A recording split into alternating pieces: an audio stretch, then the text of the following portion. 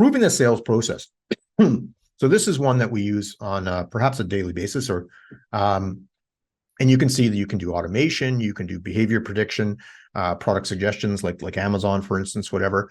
But if you've got a one-to-one sales process, which isn't using like direct to consumer, like it's more B2B. You create your sales process, you identify steps that AI can support, with qualification, discovery, sequence automation, that kind of stuff. Then you implement and you tweak. So for us, how we use it is when we look at this is just on the lead, basically management of our sales process. So we get a lead, and what we do is we do our research, obviously, when you get a lead, and I use Humanic AI to profile the individual. So I get some insights as to how that individual might respond or want to be spoken to and what's important to them. And of course, you can use LinkedIn Sales Navigator and general research to do that, which you do, right? Then you get in the meeting and you go through the meeting with this framework.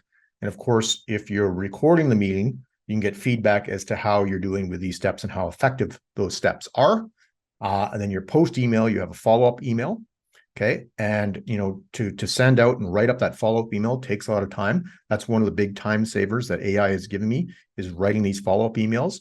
And then you can have automation and AI in our CRM, which uses predictive analytics to tell us the best time to actually send said email because it's more likely to be received.